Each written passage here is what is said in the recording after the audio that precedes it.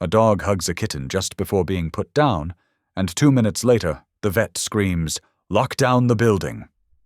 What was supposed to be a routine goodbye suddenly turns into a nightmare no one saw coming. The shelter staff is shaken, the animals restless, and the dog's strange, desperate embrace hides a warning more dangerous than anyone can imagine.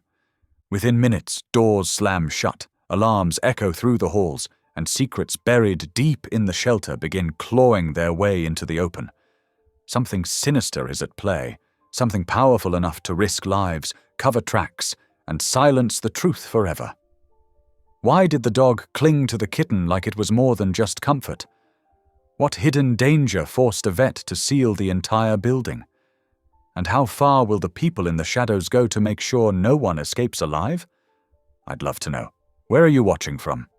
Type it down below, and while you're here, subscribe so you'll always catch the next story. The fluorescent lights hummed steadily in the cramped county shelter clinic as Hollis Quinn checked the paperwork one last time. Her hands trembled slightly as she read the stark words on the form. Unadoptable, scheduled for euthanasia. Her gaze drifted to the large black shepherd mix, lying quietly on the metal examination table. Rook's graying muzzle rested on his paws, his amber eyes watching her with a calm intelligence that made her heart ache. "I'm so sorry, boy," Hollis whispered, reaching out to scratch behind his scarred ear. The old dog's tail thumped once against the table, and she had to blink back tears. After 3 years of working as a kennel attendant, these moments never got easier. Dr. Tamsin Greer entered the room, her practical shoes squeaking against the linoleum floor. Her graying blonde hair was pulled back in its usual neat bun, and her white coat bore the subtle stains of a busy morning at the shelter. "Are we ready to proceed, Hollis?" Before Hollis could answer, the clinic's back door buzzed. A transport worker hurried in, cradling a battered pet carrier. "Emergency drop-off," he announced breathlessly. "Found near the industrial district." Hollis took the carrier, noting the strong smell of smoke clinging to its plastic sides. Inside, a tiny black kitten huddled in the corner, its fur streaked with grey soot. The poor thing couldn't be more than 8 weeks old. "Set it down over there for now," Dr. Greer instructed, gesturing to the counter near Rook's examination table. "We'll check it once we're finished here." Hollis placed the carrier on the counter, but something strange happened. Rook, who had been lying motionless on the table, suddenly raised his head. His nostrils flared as he caught the scent from the carrier. Then, in a movement that surprised both women, the large shepherd mix stretched his neck toward the carrier and actually leaned off the edge of the table. "Careful!" Hollis started forward, worried he might fall, but Rook was perfectly balanced. What happened next made her breath catch in her throat. The old dog wrapped his forelegs around the carrier in what could only be described as a protective embrace. His whole body trembled, but not from fear or weakness. There was an urgency to his posture that Hollis had never seen before. His nose worked frantically, sniffing at the carrier while the kitten inside gave tiny, frightened mews. Dr. Greer frowned, her sharp features tightening as she stepped closer. "That's odd," she murmured, taking a deep breath. Her eyes widened slightly. "Wait a minute." The monitoring equipment beeped steadily in the background as tension filled the small room. Hollis watched as Dr. Greer's nostrils flared, much like Rook's had done moments before. The veterinarian's expression changed from confusion to alarm. "There's something else here," Dr. Greer said quietly, her voice tight with concern. "A chemical smell that shouldn't be in a clinic. Sharp, artificial." The kitten mewed again, and Rook's embrace tightened slightly around the carrier. His behavior wasn't just unusual, it was deliberate, professional, almost like he's trained for this. Hollis breathed, the realization hitting her suddenly. Dr. Greer, could he be— She never finished her question. Dr. Greer's voice cut through the air like a whip, making both Hollis and the transport worker jump. "Lock down the building. Now." The transport worker didn't hesitate. He sprinted to the security panel by the door, punching in the emergency code. Throughout the shelter, heavy doors slammed shut. Metal blinds dropped over the windows with mechanical whirs, and the overhead lights switched to their brighter emergency setting. What had started as a routine, if heartbreaking, euthanasia appointment had transformed into something else entirely. The clinic suddenly felt like a sealed vault, with Rook still maintaining his protective posture around the carrier, his amber eyes alert and focused. Dr. Greer moved with swift efficiency, opening cabinets and pulling out sampling equipment. "Hollis, get me gloves and a testing kit from the hazmat cabinet. Don't touch that carrier directly." Hollis hurried to comply, her mind racing. The way Rook had reacted, his deliberate hug of the carrier, the chemical smell that had put Dr. Greer on alert, none of this felt like coincidence. The old shepherd mix hadn't moved from his protective position, maintaining his guard over the sooty kitten, as if this was exactly what he had been trained to do. The monitors continued their steady beeping, a counterpoint to the kitten's occasional mews and the sound of Dr. Greer snapping on protective gloves. The routine quiet of the clinic had been replaced by a humming tension that made the hair on the back of Hollis's neck stand up. "Doctor," she said quietly, handing over the requested supplies, "what do you think we're dealing with here?" Dr. Greer's expression was grim as she began preparing the testing equipment. "I'm not sure yet," she replied, "but that dog just showed us something important. Look at him. That's not random behavior, that's training, and whatever he's alerting to, it came in with that kitten." The fluorescent lights buzzed overhead as they stared at the scene before them. An unadoptable dog who might have just prevented something terrible, a soot-covered kitten who had brought mystery through their doors, and a chemical smell that had no business being in a shelter clinic.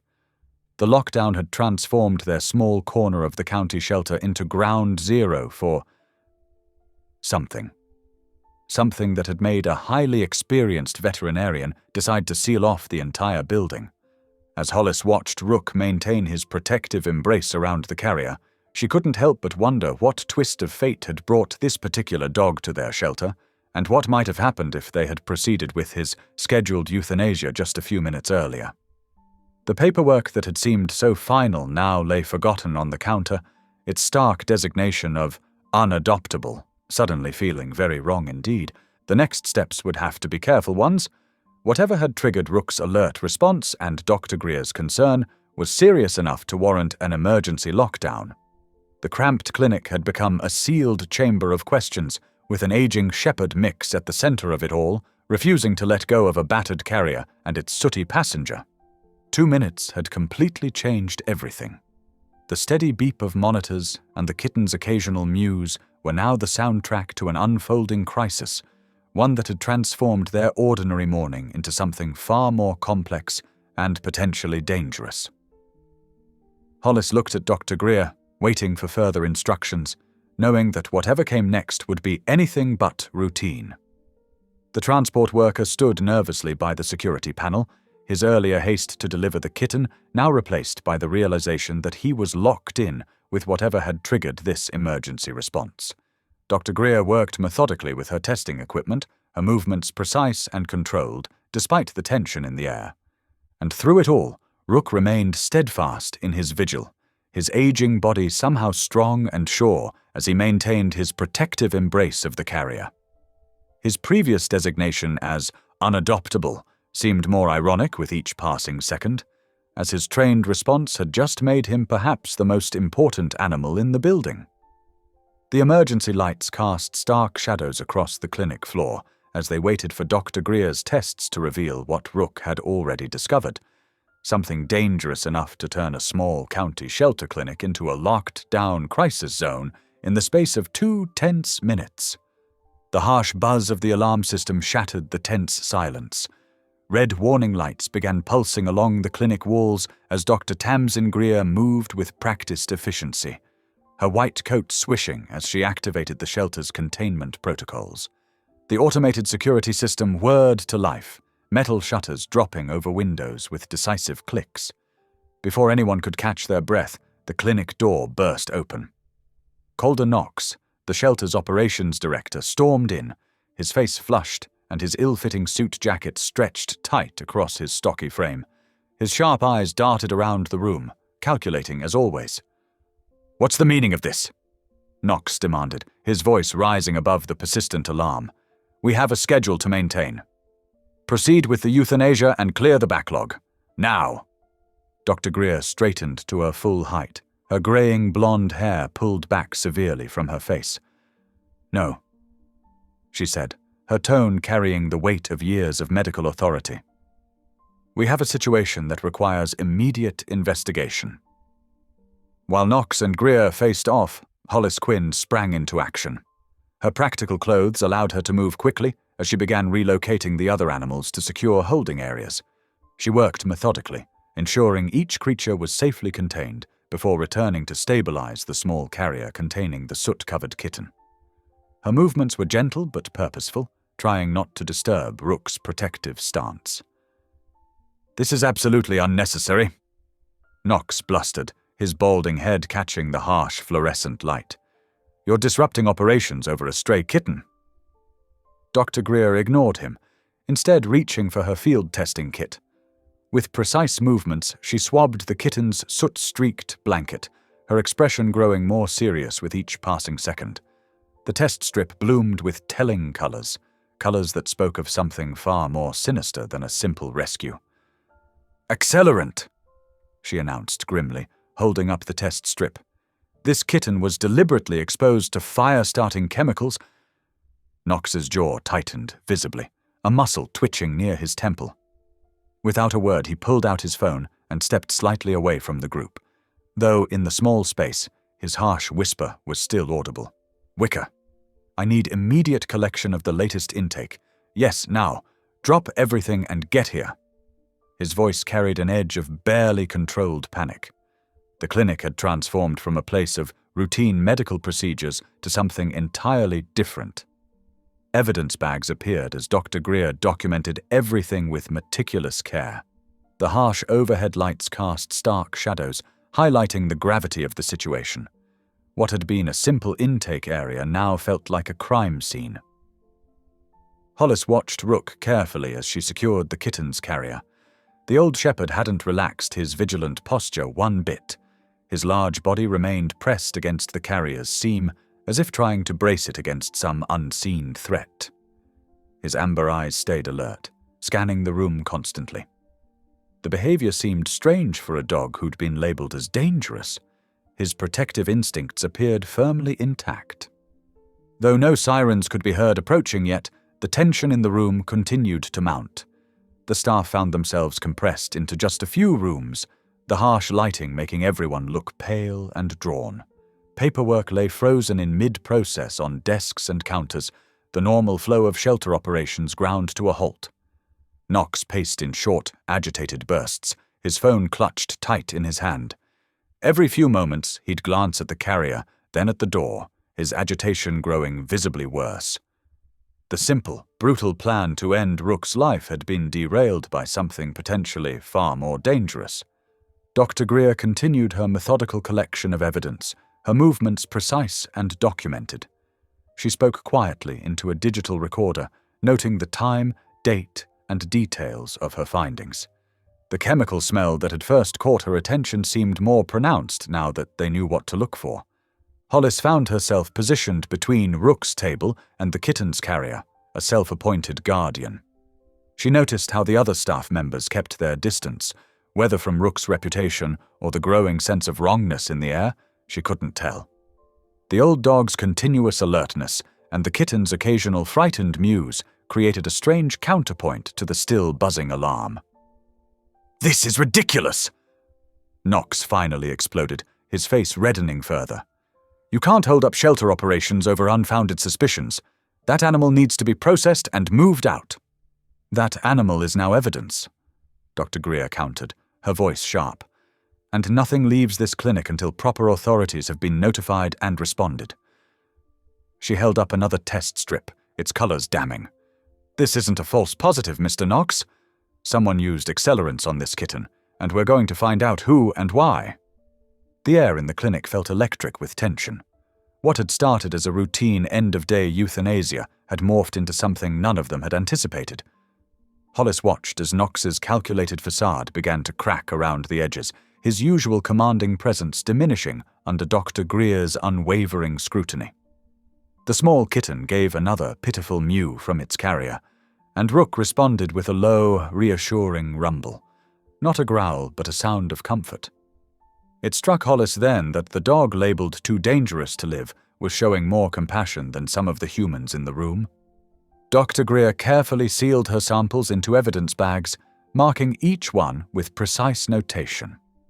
The methodical scratch of her pen seemed unnaturally loud in the tense atmosphere. Even the other staff members who had been drawn to the commotion stood frozen, unsure whether to continue their duties or wait for further instruction. Knox's phone buzzed again, and he stepped away to take the call, his voice a harsh whisper. "How long?" "No, that's not acceptable. Get here now." The phone snapped shut with a sharp click that made several people jump. Hollis found herself studying Knox's reaction more closely. His usual bureaucratic bluster seemed different now, more desperate than authoritative. The way his eyes kept darting to the carrier, the sheen of sweat on his forehead despite the cool clinic air, something wasn't adding up. Through it all, Rook maintained his position, his body tense but controlled. Hollis noticed he seemed to react whenever Knox moved closer to the carrier, his muscles bunching slightly, though he never showed aggression. It was as if he was standing guard, but against what? The shelter's standard operating procedures lay forgotten on nearby counters, the day's carefully planned schedule in disarray. The harsh fluorescent lights continued their unforgiving illumination of the scene, creating sharp shadows that seemed to underscore the growing sense of wrongness permeating the clinic. Staff members huddled in small groups, whispering among themselves, their normal routines abandoned in the face of this unprecedented situation. The regular sounds of the shelter, barking dogs, shuffling papers, ringing phones, seemed muted and distant, as if the containment protocols had created a bubble of suspended animation around the clinic. Dr. Greer moved to stand beside Hollis, her presence solid and reassuring. "Good instincts," she said quietly, nodding toward Rook. "Both of you." The praise was unexpected but welcome, a small bright spot in the increasingly tense situation. The minutes ticked by with excruciating slowness. Knox's agitation grew more pronounced with each passing moment, his attempts at maintaining his authoritative demeanor crumbling under the weight of whatever knowledge he seemed to be harboring. The routine euthanasia that should have already been completed had been replaced by something far more complex and potentially dangerous. In the eerie quiet following the lockdown, Hollis found herself drawn back to Rook's side. The old shepherd mix remained alert but calm, his amber eyes tracking every movement in the clinic. Something about his controlled behavior nagged at her instincts.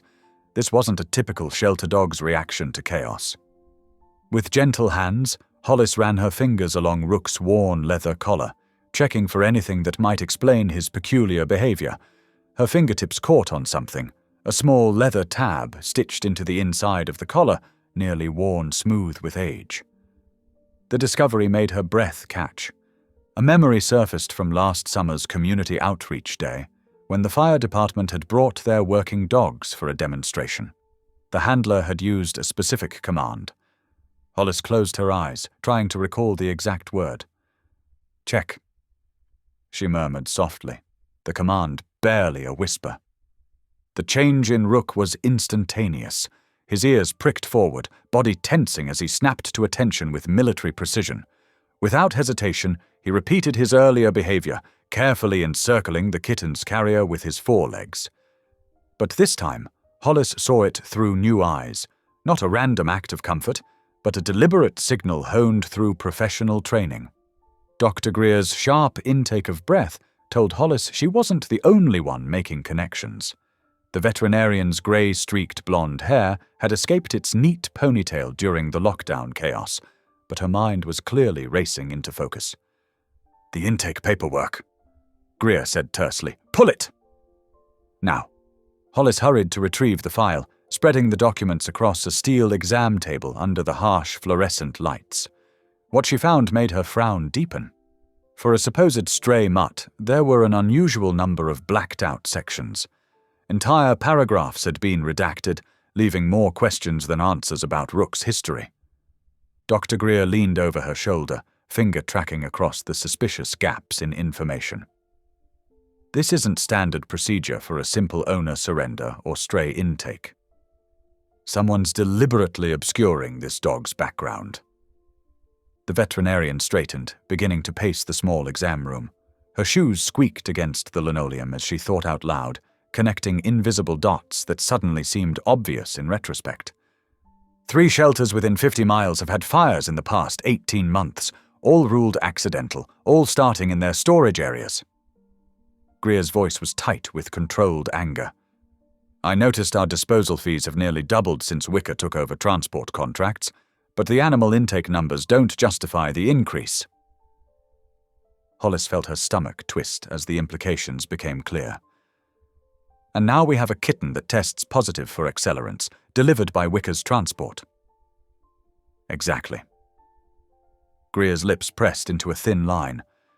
Rook isn't just some aggressive shepherd mix. Look at his behavior, the precision, the alert response to commands.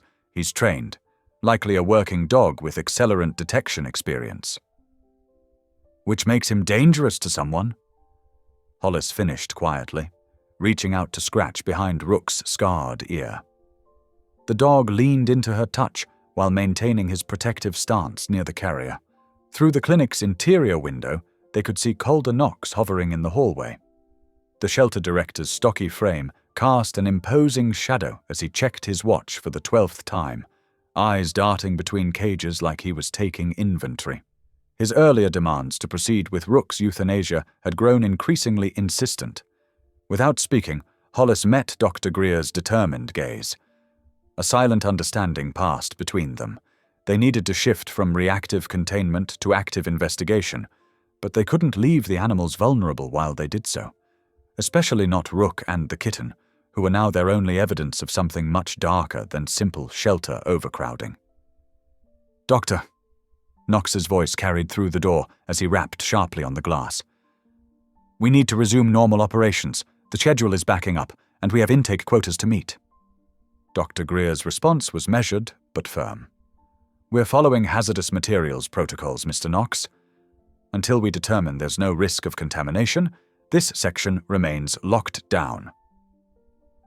Knox's face tightened with barely concealed frustration. He checked his watch again, shoulders tense beneath his ill-fitting suit jacket. This is completely unnecessary. It's disrupting our entire day's workflow. Better disrupted than dangerous, Greer replied evenly, turning her back on him to examine the kitten's carrier more closely. Hollis watched Knox retreat down the hallway, phone already pressed to his ear. She had a sinking feeling he wasn't calling animal control or the fire department to report their findings. The shelter director's obvious agitation and repeated attempts to rush them back to normal operations only reinforced the growing suspicion that they'd stumbled onto something much bigger than a single suspicious intake. Rook hadn't relaxed his vigilant posture, but his eyes tracked Knox's movement with particular intensity. The dog's reaction added another piece to the puzzle. He seemed to recognize the shelter director as a potential threat. We need to document everything, Dr. Greer murmured, careful to keep her voice low. Photos, samples, detailed notes. Don't let that carrier or blanket out of your sight. And Hollis? She paused, making sure she had the kennel attendant's full attention. Don't leave Rook alone. Not for a minute. I have a feeling he's been trying to alert us to this situation for longer than we realized. Hollis nodded, her hand finding Rook's collar again, fingers brushing that worn leather tab that had first opened their eyes. What had started as a heartbreaking task, euthanizing an unadoptable dog, had transformed into something far more sinister. The evidence was starting to align. Suspicious fires, inflated disposal fees, Wicker's transport operation connecting it all together, and a highly trained detection dog scheduled for destruction.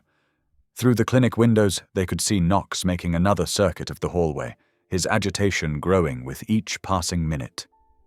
He was counting cages, counting minutes, counting costs. But now they were counting too, tallying up the clues that pointed to an organized scheme operating right under their noses. The kitten mewed softly from its carrier, drawing Rook's attention immediately. The shepherd mix adjusted his protective stance, a living shield between the vulnerable animal and the door where Knox lurked. In that moment, Hollis saw him for what he truly was, not a dangerous liability to be disposed of, but a trained professional still trying to do his job, even when the system had betrayed him. Dr. Greer began methodically photographing the carrier and blanket, her movements deliberate and thorough. "We do this by the book," she whispered. "We document everything. Build our case carefully. They've been counting on everyone being too busy or overwhelmed to notice the pattern, but that stops now." Hollis straightened her shoulders, drawing strength from the veterinarian's quiet determination. They had stumbled onto something dark, yes, but they had also found an ally in Rook, a partner who had been trying to expose the truth all along. Now it was their turn to protect him, while they unraveled the web of deception that had nearly cost him his life. The shelter's air conditioning hummed steadily overhead, but the atmosphere in the clinic remained charged with tension. Knox's shadow passed the window again, a silent reminder that they were working against time. But with each passing minute, their purpose grew clearer. What had begun as a single euthanasia had widened into something organized and predatory, and they were now the only ones in a position to expose it. Dr. Greer turned to Hollis with renewed purpose in her eyes. "I'm deputizing you to help conduct a thorough search of the premises. Something tells me what we found on that kitten isn't an isolated incident." Hollis nodded, her heart pounding with a mixture of anxiety and determination. She watched as Dr. Greer clipped a makeshift lead onto Rook's collar, handling him with the respect due to a professional rather than a condemned shelter dog. "Let him guide us," Dr. Greer instructed softly. "If he really is a former detection dog, he knows what he's doing better than we do." Rook's demeanor shifted instantly, as if a switch had been flipped. His ears pricked forward, and his body became taut with concentration. Gone was the defeated shelter dog. In his place stood a working canine, ready to do what he'd been trained for. They started with the treatment rooms, moving methodically from one to the next. Rook led the way, his nose working close to the ground, each step deliberate and focused. Hollis watched in amazement as the dog demonstrated his training, checking corners, pausing at cabinets, and thoroughly investigating every potential hiding spot. The storage rooms came next. Rook's attention intensified around the cleaning supply shelves, but after careful investigation, he moved on without alerting. Hollis could feel the tension building with each room they cleared. She kept glancing over her shoulder, half expecting to see Knox burst in at any moment. Dr. Greer maintained her professional composure, but Hollis could see the concern in her eyes as they worked their way through the building. The veterinarian documented everything meticulously, making notes about which areas they'd searched and Rook's reactions to different spaces. As they turned into the records hallway, Rook's behavior changed dramatically. His body language became even more focused, if that was possible. His tail, which had been loose and mobile during their search, suddenly went rigid. He moved with increased precision, each step careful and deliberate. Near the records room door, Rook suddenly froze. His nose worked frantically at a baseboard vent, and his entire body went still except for the tip of his tail, which remained absolutely rigid, a clear, alert posture. "Good boy," Dr. Greer whispered, her voice barely audible. She knelt down beside the vent, examining it closely. "Hollis, can you find me a screwdriver? This grate needs to come off." Hollis hurried to fetch the tool from a nearby maintenance cart, her hands shaking slightly with anticipation. When she returned, Dr. Greer carefully removed the screws holding the vent cover in place. The metal grate came away with a soft squeak. The smell hit them immediately, a sharp chemical odor that made their eyes water. Inside the vent, pushed back just far enough to be hidden from casual view, was a carefully arranged cache of materials. Dr. Greer pulled on a pair of latex gloves before reaching into the vent. She withdrew several rags that reeked of accelerant, setting them carefully on a clean paper towel she'd spread on the floor.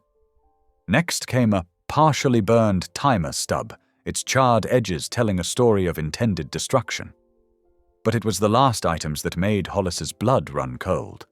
A stack of intake tags, clearly falsified, with dates and details matching several recent accidents at nearby shelters. The evidence of premeditation was undeniable.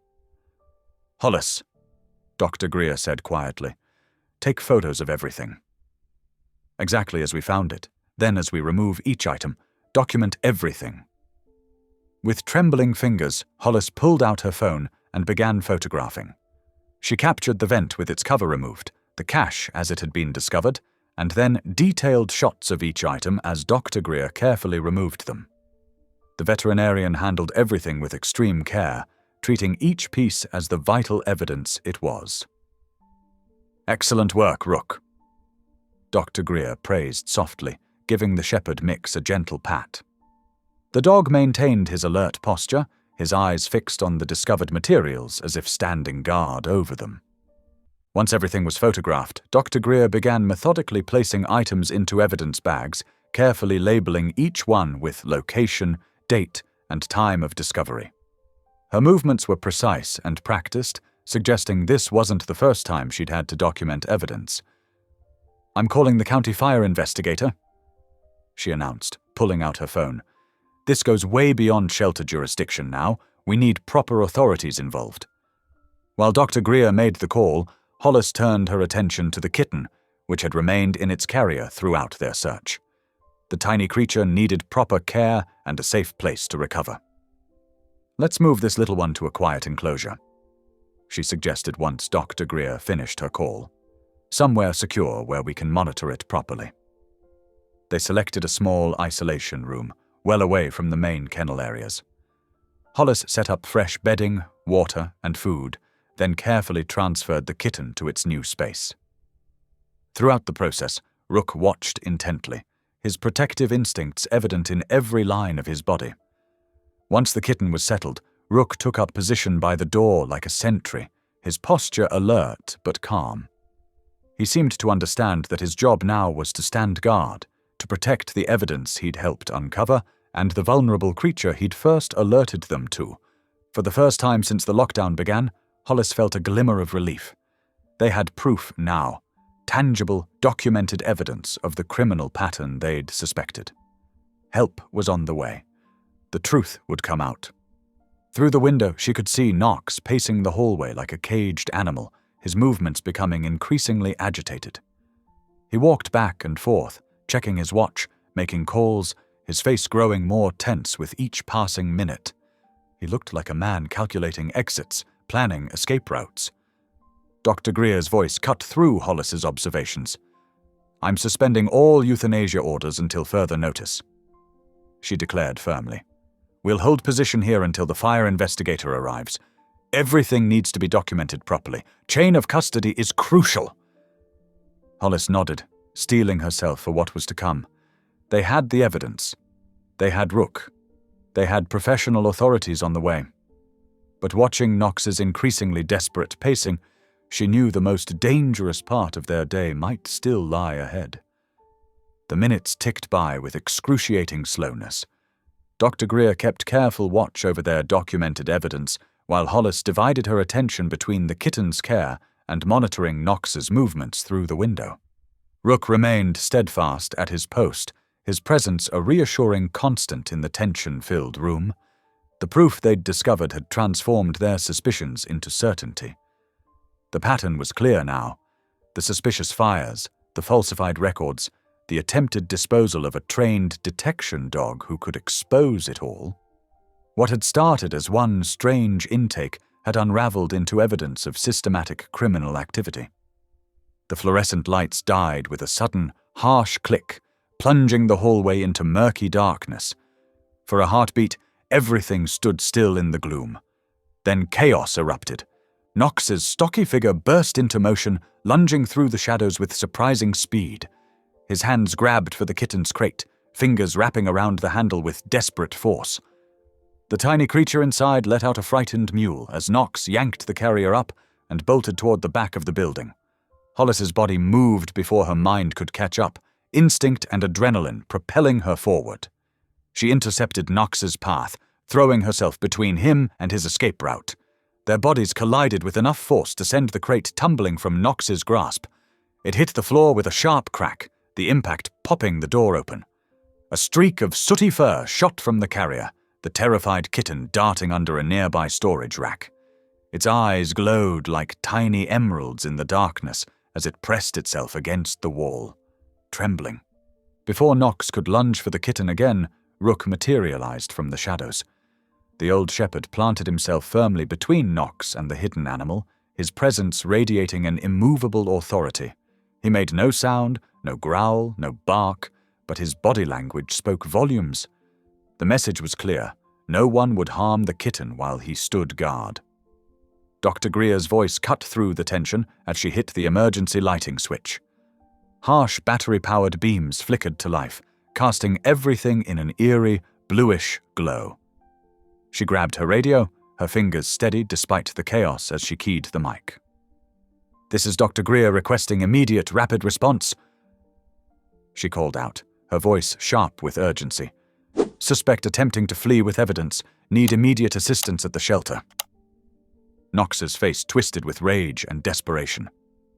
"You don't understand what you're doing!" He spat, his calculated demeanor crumbling. With a violent shove, he pushed past Rook, nearly losing his balance in his haste to escape. His footsteps echoed as he sprinted toward the loading bay, each step carrying him closer to freedom. In the distance, sirens began to wail. Help was coming, their sound growing louder with each passing second. But Knox's head start might be enough to let him slip away before they arrived. "Hollis, sweep for the kitten," Greer commanded, already moving toward the security panel. "I'm locking down all exterior doors. We can't let him get away with any more evidence." Hollis dropped to her knees, peering under the storage rack where the kitten had disappeared. The tiny creature had wedged itself behind some boxes, its body still trembling from the rough handling and sudden chaos. "Here, little one," she called softly, trying to keep her voice calm despite her racing heart. "You're safe now. No one's going to hurt you." Rook moved with practiced precision, his nose sweeping low across the floor in a controlled search pattern. His training was evident in every movement as he systematically checked each possible hiding spot. But something caught his attention, a scent, a sound, or maybe just that sixth sense that made him such an effective detection dog. His head snapped up, and without hesitation he turned and trotted toward the loading corridor, moving as if pulled by an invisible thread. The urgency in his body language suggested he'd detected something more threatening than a frightened kitten. His ears were pricked forward, his muscles tense with purpose. Whatever he'd sensed in that direction demanded immediate attention. The wail of approaching sirens grew louder, their sound threading through the building's walls like a promise of justice. But the race between capture and escape, balanced on a knife's edge, would help arrive in time to prevent Knox from slipping away. Or would he manage to vanish into the night, taking his secrets with him? Greer's fingers flew over the security panel as she initiated the lockdown sequence. Heavy bolts slid into place throughout the building, each click echoing through the emergency-lit corridors like falling dominoes. Her face was set with determination as she worked to seal every possible exit, hoping to trap Knox before he could find a way out. The shelter, usually alive with animal sounds, had gone eerily quiet, as if every creature inside could sense the gravity of what was unfolding. Only the hum of emergency lights and the distant sirens broke the tense silence. The tiny kitten, still hidden beneath the storage rack, represented far more than just one small life now. It had become the key that unlocked a pattern of corruption and cruelty, its soot-stained fur holding evidence that could bring down an entire criminal enterprise. Its seemingly random arrival had set in motion events that would expose years of carefully hidden crimes. As Hollis continued trying to coax the frightened creature from its hiding place, she could hear Knox's footsteps growing fainter as he raced through the building. The loading bay doors seemed to be his target. Perhaps he had a vehicle waiting, Or maybe he just hoped to lose himself in the maze of industrial buildings that surrounded the shelter. Rook's absence from the immediate area felt significant. His focused movement toward the loading corridor suggested he'd detected something that required his attention. Something potentially more dangerous than a fleeing suspect. His years of training as an accelerant detection dog made his behavior impossible to ignore. If he was alerting to something in that direction, they needed to pay attention. The emergency lights cast strange shadows on the walls, turning familiar corners into ominous spaces filled with uncertain threats. The shelter, which Hollis knew like the back of her hand, suddenly felt like alien territory. Every sound echoed strangely. Every shadow held potential danger. The radio at Greer's hip crackled with static, then a voice cut through. "Units 2 minutes out. Maintain lockdown. Repeat, maintain lockdown." 2 minutes. In normal circumstances, it would seem like nothing. But right now, with Knox desperately seeking escape and Rook alerting to some unknown threat in the loading area, those 2 minutes stretched out like an eternity. A lot could happen in 2 minutes, both good and bad. The kitten finally poked its tiny head out from behind the boxes, its eyes wide with fear, but drawn to Hollis's gentle coaxing. She kept her movements slow and deliberate, not wanting to startle it back into hiding. They needed this little survivor safe and sound, both for its own sake and for the evidence its presence represented. Greer's voice cut through the tense atmosphere. "Hollis, once you have the kitten secured, we need to check what Rook's alerting to."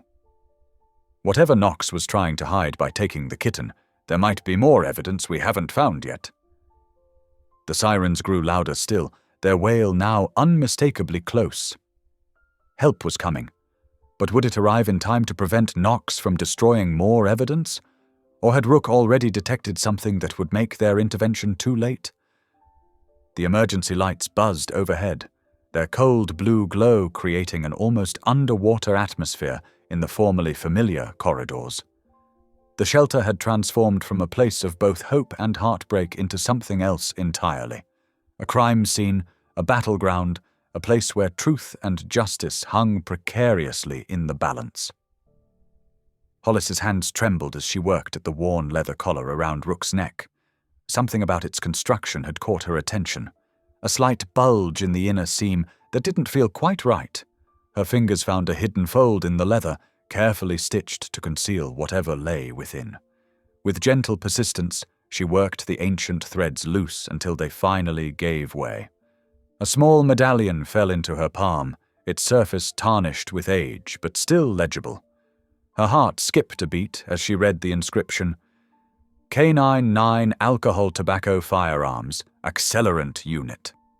The metal felt warm against her skin, heavy with significance.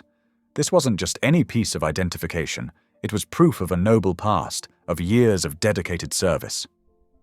"Dr. Greer!" Hollis called out, her voice tight with emotion. "You need to see this."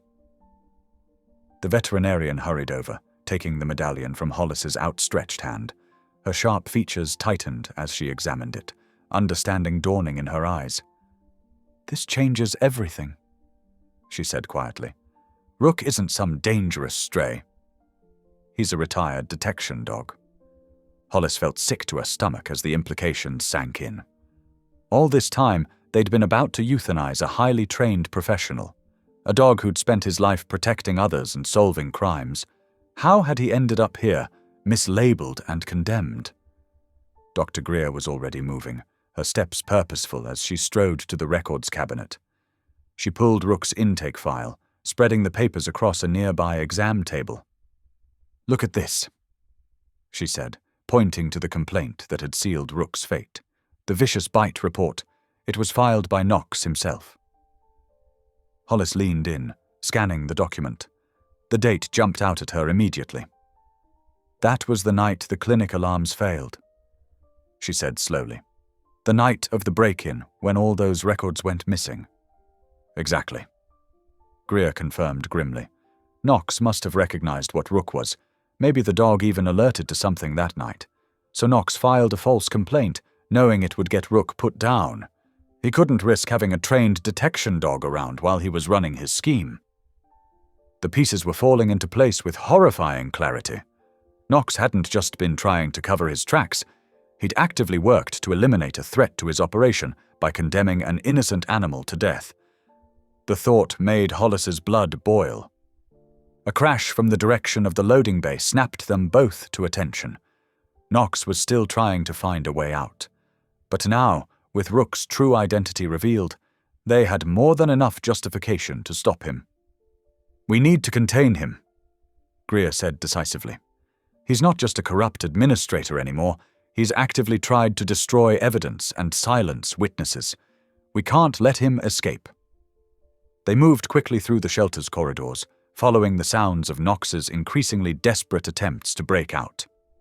They found him in exam room 3, trying to force open a window that had been sealed shut years ago.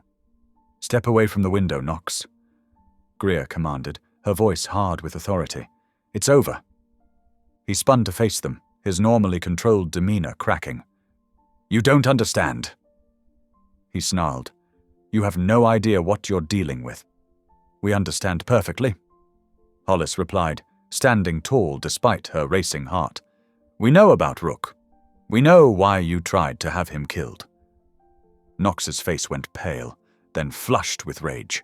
He lunged forward suddenly, trying to shoulder past them to the door, but Greer was ready. She stepped into his path, using his own momentum against him.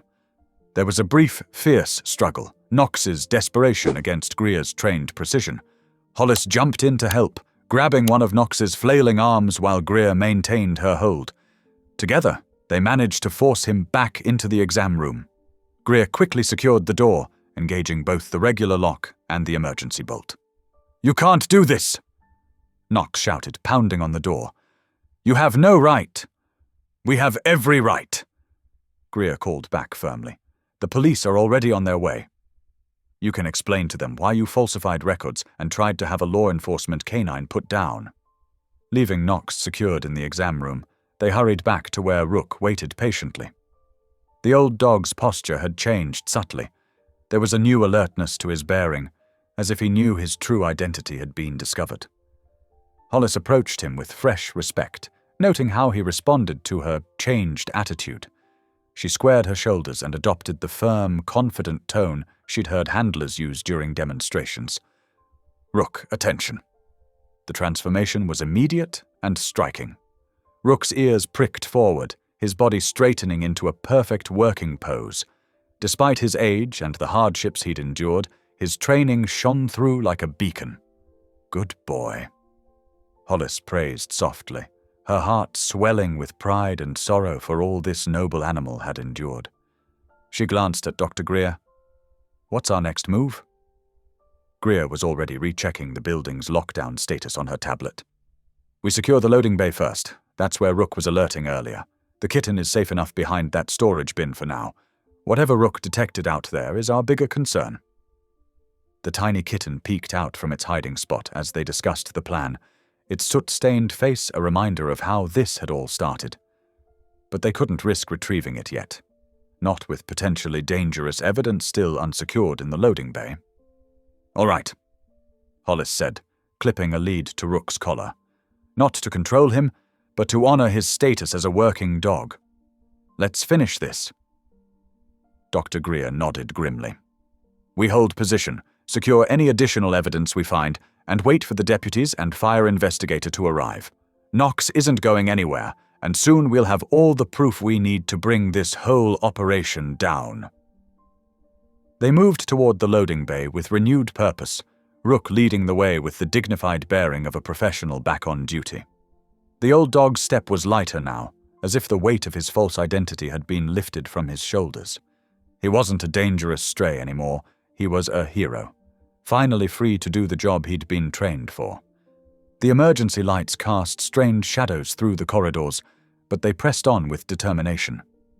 Whatever waited for them in the loading bay, they would face it together. An unlikely team united by the truth and their commitment to justice. The sirens grew closer, promising backup was on the way. But for now, it was just the three of them. A dedicated vet, a compassionate kennel worker, and a retired detection dog with one more case to solve. The medallion in Hollis's pocket seemed to pulse with warmth, like a talisman of truth finally brought to light. Everything had changed with its discovery. Their understanding of the past, their justification for action, and most importantly, their ability to stop Knox's schemes once and for all. The night that had begun with a scheduled euthanasia had transformed into something far more significant, a chance to right old wrongs and ensure that justice would finally be served. The loading bay door loomed ahead, its metal surface reflecting the cold blue glow of the emergency lights. Rook's posture tensed slightly as they approached, confirming that whatever he'd detected earlier was still present. They exchanged determined looks, ready to face whatever waited on the other side. The truth had given them clarity, and with clarity had come purpose. Now it was time to act on both. The loading bay doors loomed before them, their metal surface reflecting the harsh glow of emergency lighting. With Knox secured and help on the way, Hollis felt a surge of determination replace her earlier fear. Beside her, Rook's posture remained alert, but controlled, his training evident in every measured movement. "Ready?" Dr. Greer asked, her voice steady despite the tension crackling in the air. Hollis nodded, tightening her grip on Rook's lead. "Ready. Let's do this properly." They pushed through the double doors into the cavernous loading bay. The space felt different now, no longer just a functional area for deliveries and pickups, but a crime scene waiting to be documented. Emergency lights cast long shadows across the concrete floor, creating pools of darkness in the corners. Rook moved with purpose, his nose working methodically as he traced invisible threads of scent through the air. Hollis followed his lead, watching his body language for any signs of alert. The old dog might have spent months mislabeled as dangerous, but his skills hadn't diminished.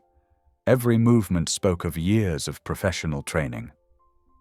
"I'll check the rear door," Greer called softly, moving toward the damaged exit with her phone's camera ready. "Document everything." The loading bay fell silent except for their footsteps and Rook's occasional sniffing.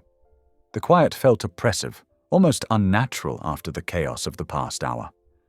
Hollis fought down a shiver as she followed Rook's methodical sweep, noting how he paused to investigate certain areas more thoroughly than others. Near the west wall, Hollis spotted the gas manifold, a crucial safety feature she'd learned about during her initial training. She guided Rook closer, checking the emergency shutoff valve and ensuring it hadn't been tampered with. Everything appeared secure, but she made a mental note to have it professionally inspected once this was all over. "Fire extinguishers all present and tagged," she called out to Greer, counting the red cylinders mounted at regular intervals along the walls. Another small relief. At least Knox hadn't managed to disable their basic safety equipment. Rook led her in a careful circle around the bay's perimeter. Fresh tire marks scored the concrete near the main delivery entrance, newer than the faded scuffs she recognized from regular deliveries. She pulled out her phone and snapped several photos, making sure to include reference points for scale. "Got something here," Greer announced from the rear door. Her camera flashed repeatedly as she documented what appeared to be fresh damage around the frame. "Looks like someone tried to force it recently. The metal's scraped and there's fresh paint transfer." Hollis guided Rook closer to investigate. The old dog's nose worked overtime, taking in the scents around the damaged area. His body language remained calm but focused. Whatever he detected wasn't setting off his full alert response. "Good boy," she murmured, watching him work.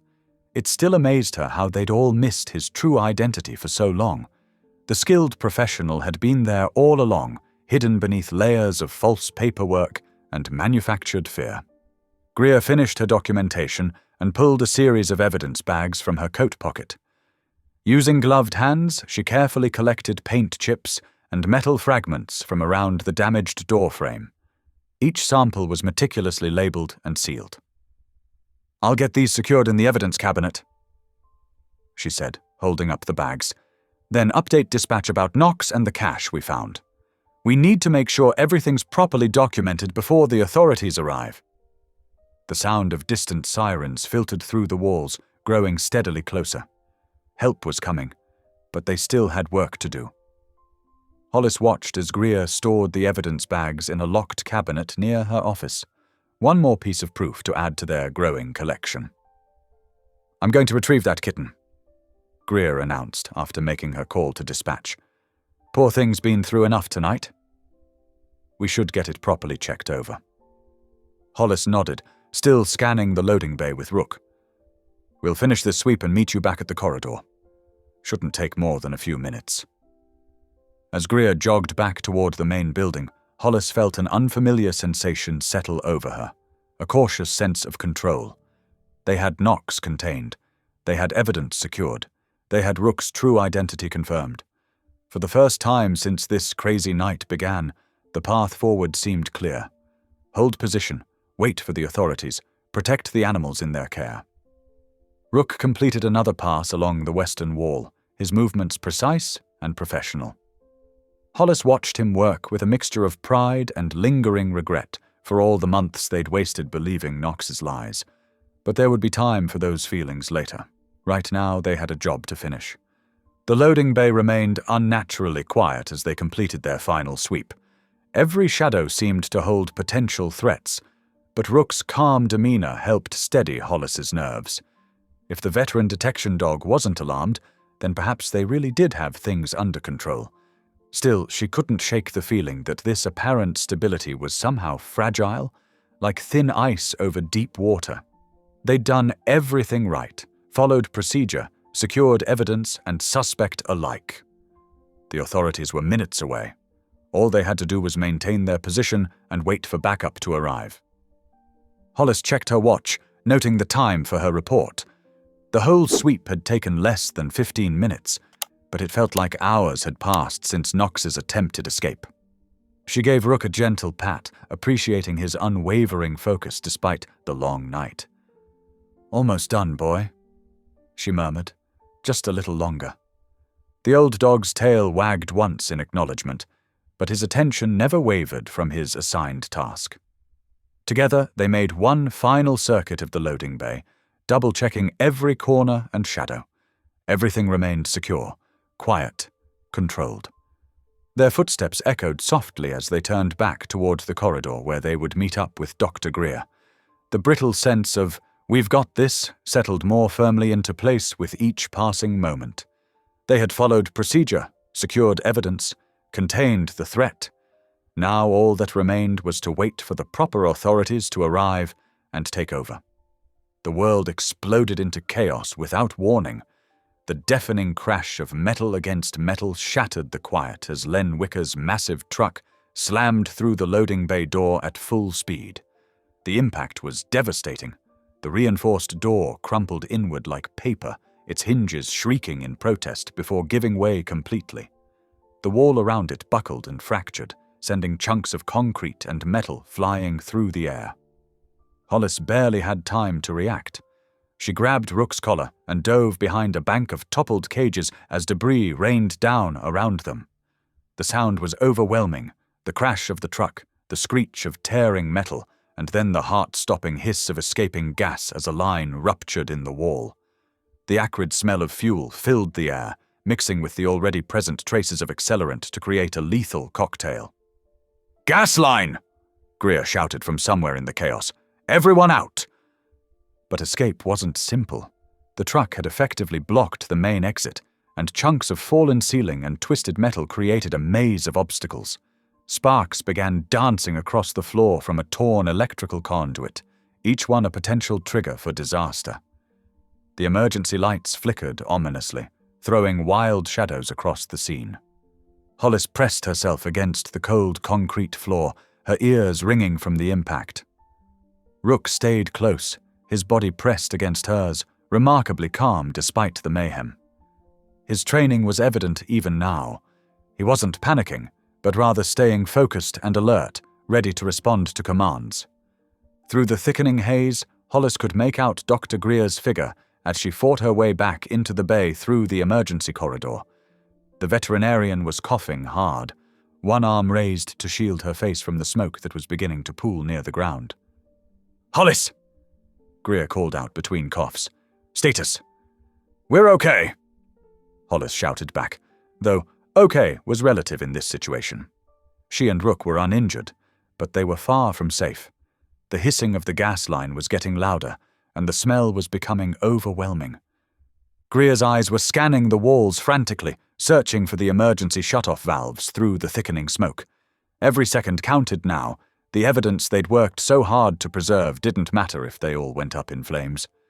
"Rook, come," Hollis commanded, her voice steady despite her racing heart. The dog crawled to her immediately, moving with precision even in this chaos. His presence was oddly comforting, like a metronome keeping time in the middle of a storm, helping her maintain her focus. The bay had become a death trap. The wrecked door sparked and groaned, threatening to collapse further. Live gas continued to pour from the ruptured line, creating an invisible cloud of danger. Scattered metal and debris made movement treacherous, and the sparking conduit threatened to ignite it all at any moment. "The main shutoff should be near the north wall," Greer called out, her voice strained. "But I can't! There's too much debris!" Hollis looked around, trying to orient herself in the chaos. The timeline that had seemed so manageable just minutes ago had compressed into a desperate race against time. Justice was still important, but survival had become an equal priority. "Stay low," Hollis commanded Rook as she began to crawl forward, trying to find a path through the wreckage.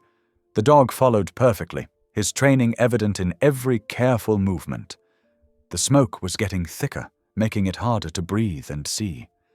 Through the haze, she could make out the twisted shape of Wicker's truck, its engine still running, the hood crumpled against the remains of the loading bay door. The driver's side door was open. Wicker himself was nowhere to be seen. Had this been his plan all along? Create enough chaos to destroy the evidence and escape in the confusion? Greer was making her way along the opposite wall, staying as low as possible beneath the smoke. Her white coat was now gray with dust and debris, but her movements were determined. They needed to find that shutoff valve before one of those sparks found the gas. The situation was deteriorating rapidly. The smoke was getting thicker, the gas smell stronger, and the sparks from the damaged electrical systems were becoming more frequent. Every passing second increased the risk of ignition, and they were running out of time to prevent a catastrophe. The wall that had seemed so solid just minutes ago groaned ominously, suggesting structural damage from the impact. Small pieces of concrete continued to fall from the ceiling, adding to the obstacle course of debris on the floor. The crash had transformed their controlled environment into a chaotic battlefield where every movement had to be carefully considered. Through it all, Rook remained steadfast, his training showing in every measured movement.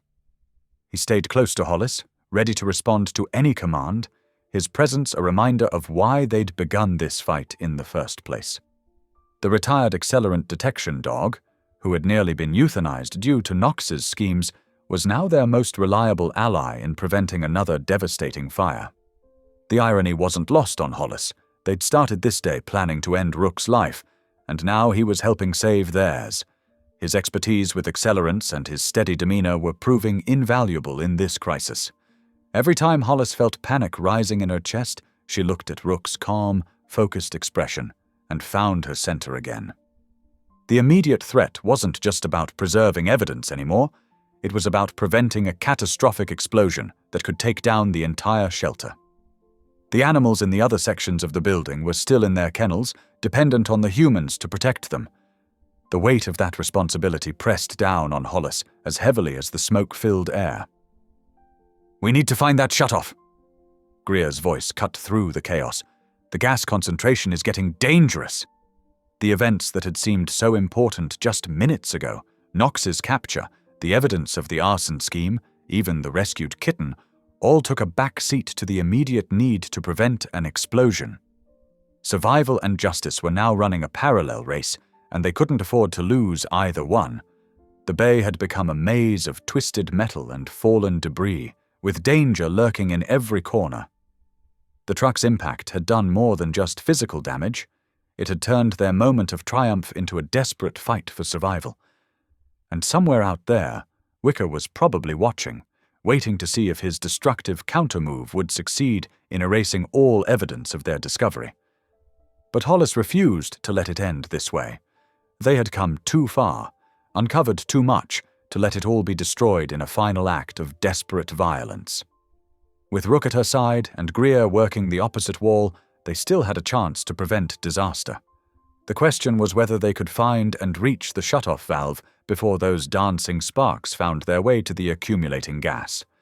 Time seemed to move differently in the chaos, seconds stretching like hours, while minutes compressed into heartbeats. Every movement had to be calculated, every decision weighed against the rising danger. The evidence they'd fought so hard to preserve was still locked away in Greer's cabinet, but it would all be meaningless if they couldn't prevent an explosion. Through the thickening smoke and increasing danger, one thing became crystal clear. Their priority had to be stopping this threat before it claimed not just the evidence but potentially lives as well. The battle for justice would have to wait until they won the fight for survival. The acrid smoke burned Hollis's throat as she scrambled to her feet, mind racing through years of emergency training. Through the haze, she spotted the utility sink against the far wall. Her heart pounded, but her movements were precise, deliberate. "Stay low, Rook," she commanded in a firm, steady voice she barely recognized as her own. The retired K-9 officer responded instantly to her authoritative tone, dropping into a crawl beside her. The sink's metal handle squeaked as Hollis cranked it full blast. She grabbed a stack of clean towels from the nearby shelf, dunking them in the rushing water. The weight of the soaked fabric felt reassuring in her hands, a barrier between them and the thickening smoke. "Good boy, steady now," she murmured, wrapping one dripping towel around Rook's muzzle and neck. Her hands moved with practiced care, making sure his nose and mouth were protected while leaving him room to breathe. The old dog's eyes stayed locked on hers, trusting, as water trickled down his face. She quickly wrapped another towel around her own face, tying it securely at the nape of her neck. The wet cloth made breathing easier, filtering out some of the caustic fumes that filled the loading bay. Nearby, Dr. Greer was assessing their situation with clinical precision. The impact from Wicker's truck had twisted the metal gate, partially pinning them in this section of the bay. But Greer's eyes lit up when she spotted the spare oxygen tank secured to the wall. "Help me with this," she called to Hollis, already working to free the tank from its mounting bracket. Together, they maneuvered the heavy cylinder into position. "Physics and leverage," Greer muttered, wedging the tank like a giant lever against the warped gate. "Push on 3. The sound of running footsteps echoed through the bay, growing louder. Hollis's stomach clenched as she recognized Wicker's heavy tread.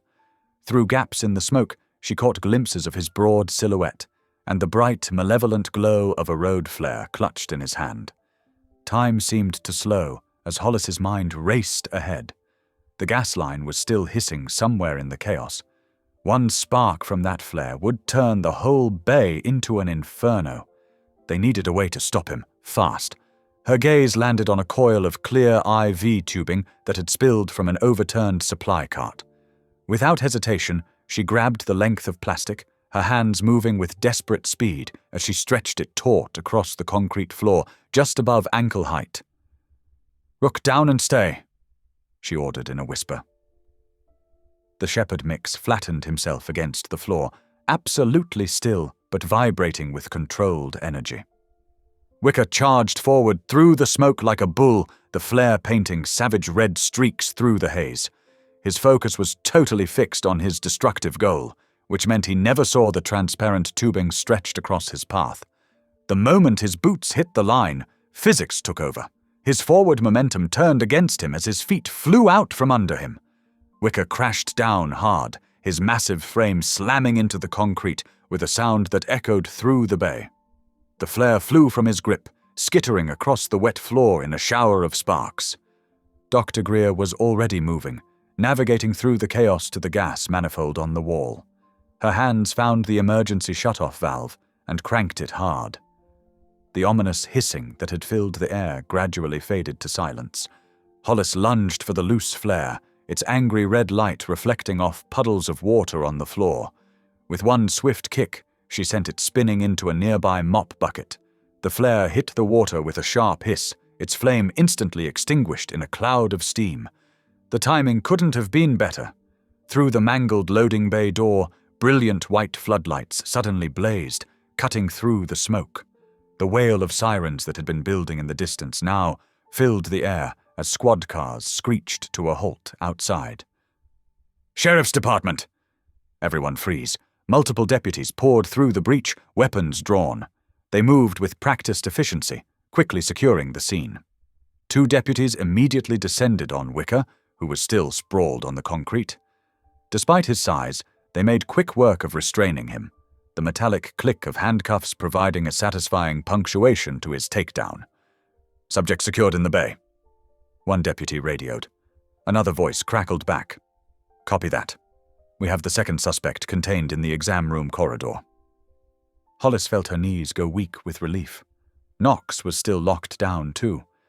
They'd done it, kept both men from destroying the evidence of their scheme. The bay was still thick with steam and smoke, but the immediate danger had passed. The burn they'd all feared never materialized. Instead of a tragedy, this would be a story of quick thinking and courage under pressure. Rook pressed against her leg, his solid warmth anchoring her as the adrenaline began to ebb. Hollis scratched behind his ears, right where the old K9 officer liked it best. "Good boy," she whispered. "The very best boy." Dr. Greer joined them, her face streaked with soot but wearing a fierce smile of triumph. She placed a steady hand on Hollis's shoulder. "Quick thinking with that IV tubing. That could have gone very differently." Hollis nodded, watching as more emergency personnel filed in to document the scene. "We all did what we had to do. You got that gas shut off just in time." The loading bay, which minutes ago had been on the brink of disaster, was now full of purposeful activity. Evidence technicians photographed the damage, while fire crews checked for any remaining hazards. The acrid smoke was gradually clearing as ventilation fans worked to clean the air. The sheriff himself appeared in the doorway, taking in the scene with experienced eyes.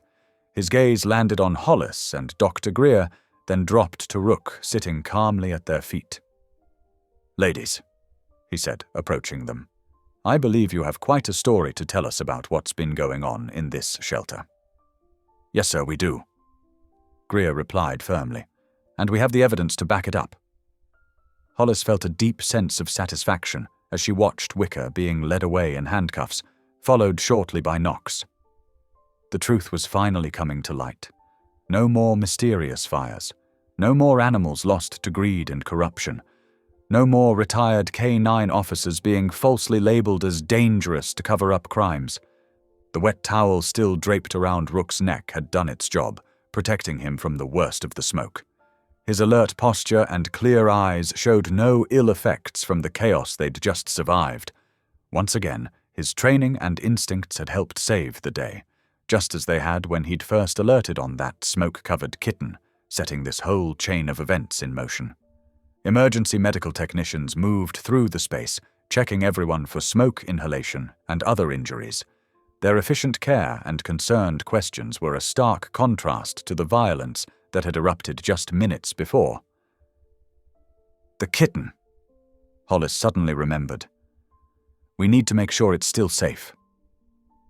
"Already taken care of," one of the deputies assured her. "Animal control found it hiding behind some storage bins, scared but unharmed." It was over. The scheme that had claimed so many innocent animals' lives was exposed. The people responsible were in custody. And somehow, through quick thinking and teamwork, they'd managed to prevent one final tragedy from playing out in this loading bay. Hollis looked down at the retired K9 officer who had started it all with one protective gesture. Who would have thought that a dog scheduled for euthanasia would end up being the key to unraveling everything? There was a lesson in there somewhere about hasty judgments and hidden value. The loading bay continued to buzz with activity as law enforcement documented the scene. Statements would need to be taken, evidence catalogued, charges filed. But for now, Hollis was content to stand with her hand resting on Rook's solid shoulder, watching justice finally arrive at the county shelter. In the quiet aftermath of chaos, the county shelter's conference room buzzed with focused energy. Fire investigator Sarah Martinez spread documents across the broad table, creating a meticulous timeline of events. Her experienced eyes traced patterns that had been invisible for months, but now screamed of deliberate criminal intent.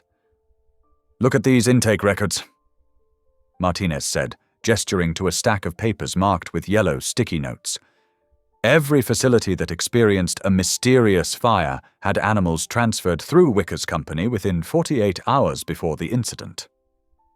Dr. Greer leaned forward, her normally pristine lab coat still bearing traces of smoke from the loading bay confrontation.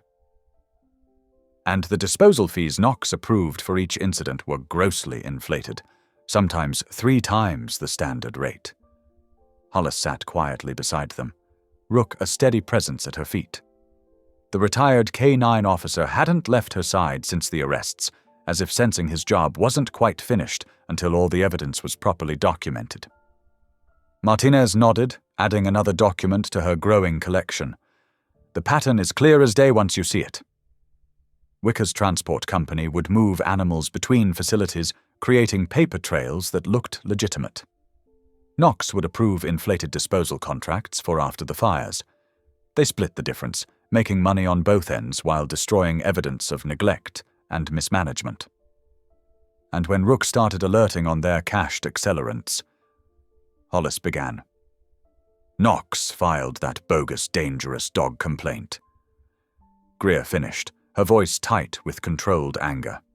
"Tried to eliminate the one creature who could expose their scheme."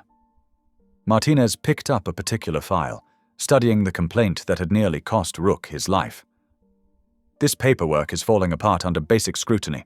No witness statements, no medical documentation of the supposed bite victim, no behavioral assessment notes, just Knox's signature and a fast-tracked euthanasia order." The investigator's tablet chimed with an incoming message.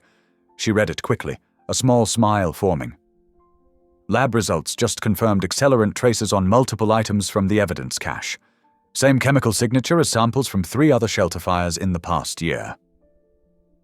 Hollis felt her throat tighten. How many animals had been lost to these staged accidents? How many lives treated as nothing more than numbers on a spreadsheet, fuel for fraud? "The charges are stacking up," Martinez continued, making notes on her tablet. "Multiple counts of arson, conspiracy to commit fraud, falsifying government documents, animal cruelty." She looked up at Hollis and Greer. "Your documentation and quick thinking made this case airtight. The chain of custody on every piece of evidence is perfect." Dr. Greer straightened in her chair, professional pride evident in her bearing. "I'll have my sworn statement ready within the hour. Every detail from the moment Rook first alerted on that Kitten's carrier." The mention of the Kitten drew everyone's attention to the small carrier in the corner, where the tiny calico was finally sleeping peacefully, cleaned of soot, and given a thorough medical check. Martinez gathered her files into ordered stacks. "The district attorney is ready to move forward with prosecution, and the county board has already initiated emergency oversight procedures for the shelter." A knock at the conference room door preceded the entrance of the shelter's interim director, appointed by the board just hours after Knox's arrest. She carried a manila envelope and wore an expression of determined reform. "Ms. Quinn," the interim director said, addressing Hollis directly. "I've just finished reviewing your personnel file and discussing your actions with Dr. Greer and the investigation team. The board has unanimously approved your promotion to behavior team lead, effective immediately." Hollis blinked in surprise. After years of being overlooked and undervalued, the recognition felt almost unreal. Rook nudged her hand with his nose, as if offering congratulations. "Your judgment and courage during this crisis proved what Dr. Greer has apparently been telling administration for months, that you have an exceptional understanding of animal behavior and welfare." The interim director smiled. "We need people like you in leadership positions if we're going to reform this shelter's culture." "Thank you," Hollis managed, her voice rough with emotion. "I just want to help make things better for the animals in our care." "Speaking of which," the director continued, opening her envelope, I have here an immediate rescission of Rook's euthanasia order, along with updated documentation of his service history and vindication of all false complaints. Dr. Greer took the papers, reviewing them with careful attention to detail. Everything appears in order. Rook is officially cleared and ready for adoption. She looked meaningfully at Hollis. If someone with experience handling retired K-9 officers happens to be interested. The interim director nodded in agreement. We've already prepared the adoption paperwork. It's waiting at the front desk, not the back room where these decisions used to happen in secret. Hollis felt tears threatening. She'd come to work that morning expecting to help end Rook's life. Instead, she'd helped expose a criminal conspiracy, earned a promotion, and gained the chance to give him a real home. Dr. Greer stood and walked to the carrier in the corner. She opened it gently and lifted out the little calico kitten, now clean and wearing a tiny collar with a bell. And I believe this little one deserves a proper name, since she played such an important role in bringing everything to light. Peach? Hollis said without hesitation. Her name is Peach. Perfect. Greer smiled, walking over to place the kitten carefully in Hollis's arms. Peach immediately snuggled against her chest, while Rook watched with gentle attention, reprising his protective stance from their first meeting. The interim director gathered the last of the paperwork. Why don't you head to the front desk and make this official? I think you've all earned a proper ending to this day. Hollis nodded, standing carefully with Peach secure in her arms. Rook rose smoothly beside her, ready to escort his new family. Dr. Greer gave her shoulder a warm squeeze as they headed for the door. The walk through the shelter halls felt different now. Where there had been shadows, fluorescent lights now blazed. Where there had been whispered concerns, staff members spoke openly about needed changes. The very air seemed clearer, as if the exposure of corruption had cleaned more than just criminal evidence. At the front desk, the adoption paperwork waited in a crisp folder. No more hidden decisions, no more backroom sentences. Hollis signed her name with steady purpose, making official what her heart had known since that first alert in the clinic. Together, woman, dog, and kitten, they walked to the shelter's front entrance. Hollis pushed open the glass doors, letting in a flood of honest sunlight. The afternoon air held the fresh promise of beginning rather than ending. As they stepped outside, Hollis felt the weight of the past lifting. The system that had treated lives as mere inventory was cracking open to reform. The bond that had begun with a desperate hug around a carrier was blooming into something beautiful, a real home, built on courage, justice, and love.